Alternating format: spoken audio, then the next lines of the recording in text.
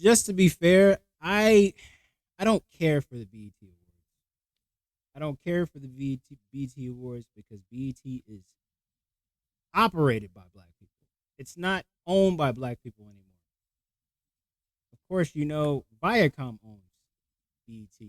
Bob Johnson sold BET like many moons ago. So nothing is the same.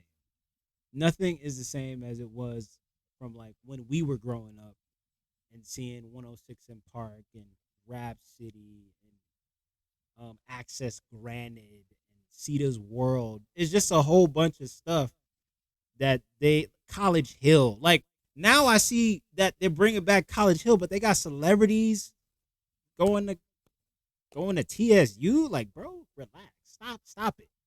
If y'all gonna bring back like BET, if y'all gonna bring back something from the past from Bob Johnson's BET, y'all need to keep it the way it is. We not doing this celebrity College Hill, bro. What are y'all doing? Go get some. If you gonna go to TSU, you gonna have to get some people who actually go to TSU. Like, what is this? Like, salute to Slim Thug. What do y'all got? Like, you got Lamar Odom at TSU, bro. Like, stop it. Stop it with this fugazi philandering. Man, get this out of here. Get it out of here. Okay, so back to the BET Awards. Like I said, I haven't watched the BET Awards since I ain't watched the BET Awards since probably 2020. That was the last time I watched the BET Awards like fully. Um, I see now that they put the BET Awards performances on YouTube because they know ain't nobody the viewership is low. Ain't nobody watching the BET Awards like that. There used to be a balance in at the BET Awards. You used to be able to rap wasn't like held to the highest regard at the BET Awards. You know, it was like I don't know, like 30% rap, 30% R&B, maybe 70% R&B. Um, and then gospel came after that. They put a lot of like effort in the gospel, and it wasn't just a thing that was like careless or anything like that. It was just right there where they had enough. Gospel had enough. Gospel had enough to showcase. They gave enough to showcase gospel, and it wasn't just like a thing where it was like, okay, yeah, let's get this out of here. Let's get this out of here. You know, this is really the night for rap music. Like, what's the point of putting rap on a pedestal at the BET Awards and then still giving rap the category and the genre of rap its own award show? What is the point of that? That doesn't even make any sense. If you're gonna if you're gonna put rap at the top of the food chain for the BET Awards, you might as well just get rid of gospel and R&B and the movies and television and the internet influencer award or whatever the hell that is, and just make it a rap show.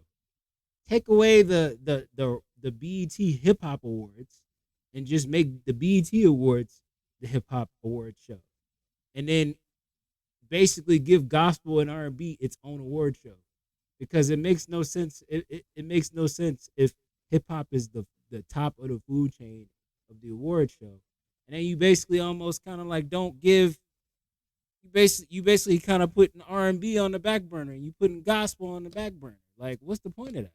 You putting let me not even forget international music. It's like, what's the point of even having an international category when they don't when y'all like their award isn't like really regarded higher. Like international music has done more in the past 5 to 7 years than rap music has done in its newer run with newer stars. Same thing with R&B. R&B ain't been the same since I was a kid. R&B ain't been what it's been since I was a kid, bro. Like, and that's to tell you because R&B artists are basically using hip hop to mold their sound. And it's just like, what happened to old school R&B, bro? Like that old school sound of R&B where it's like the quiet storm type R&B. What happened to that? that's gone to be lost. You gotta really step and go find that. Like with these newer acts, like it's more hip hoppy based. You know what I'm saying? The R&B sound now is just like hip hop, pretty much. It's R&B with a sprinkle of hip hop attached to it. So it's like it's that's the reason why I don't really like the BT Awards like that. And then on top of that, it's just like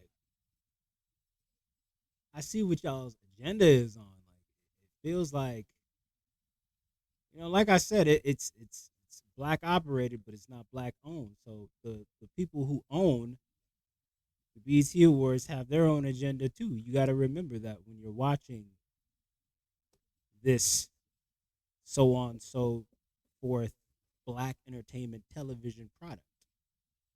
You know, so yeah. I mean, there wasn't anything. I mean, shout out to them.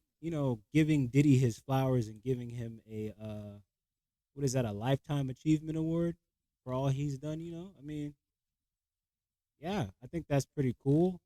Um, is there even anything else?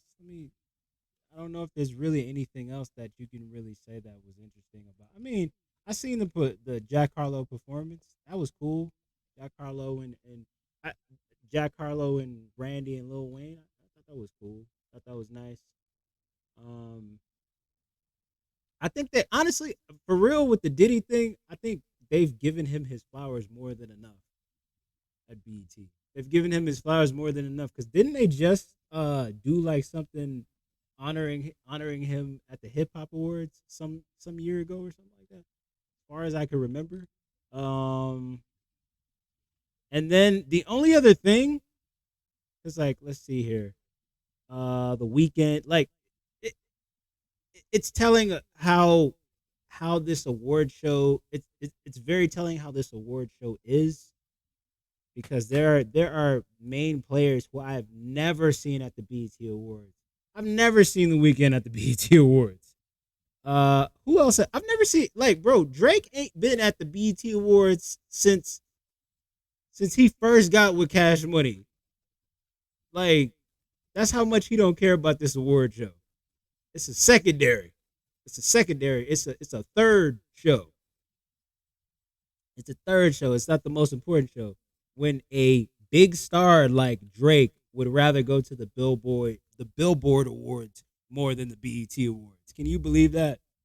But he has good reason, though. They give him his flowers, I guess, at Billboard.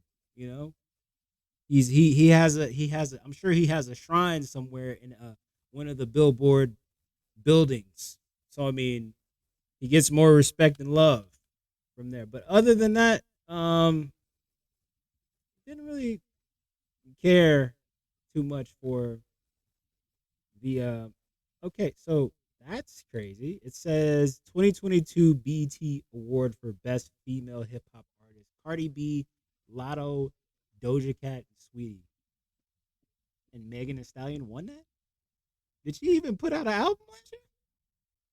You see what I mean? This is all like pandering. Do you see what I mean here though? It's all pandering. Megan Thee Stallion didn't even put out an album last year. If anybody should win that in this thing right here, it should be Doja Cat. Doja Cat has had a year. Like Doja Cat has had her moments, bro. Like I don't even understand this right here. That don't even make no sense. But it's just little things like that that don't make no sense. Like album of the year. You mean to tell me? And well, I think I understand why they did this one right here. For the BET award for the album of the year. I think I know why they did this. It's a choice thing of conflict. Even though Kanye is already at the BET Awards, they don't want to give it to Kanye West or Drake. Um, Jasmine Sullivan's album is pretty dope as well. But I feel like they should have did this a little better as far as like categorizing the rap to R&B ratio. I mean, it's almost at the notch. So they should have just took out They should have just had four nominees and not five, in my opinion. But like I said, there's Silk Sonic winning. I mean, it makes sense. You know, they've been cleaning up award shows. Um, Best collaboration is WizKid and Thames. Shout out to them. That makes a lot of sense because both had they have both had songs that have like charted and going platinum all over the world. So I mean that makes sense. Um, but other than that, not caring about the rest of this stuff. Not really caring about the rest of this stuff. BET's award shows nowadays is just like, all right, okay, you know what I'm saying? And just the way they treated my man's Giveon, man, like what? Like I said, this is how they treat R&B and how they treat gospel music versus how they treat rap music. Like, come on, come on now. And like back to what I said about the Lil Nas X thing, I just think like at some point Lil Nas X is just he got traded out. He got traded out for another homosexual person, homosexual artist. It's like they used him enough for what they needed to use him for. It could be that, or it could be a thing where, and I've heard this theory enough, he's reaching because it's Pride Month, and he's already one of those controversial guys. I'm not really a fan of his music like that because I think when you're controversial, you need to at least like with uphold your music creativity if you're going to be controversial. The way Tyler the Creator came in the game and was controversial, and he was trying to do his best Eminem impression as a black man. And after he got that out the way, he finally started to make the music that he truly wanted to make. And it was no more controversy after that. And it's just like him being an artist and having fun and doing everything he wanted to do when he decided to come out as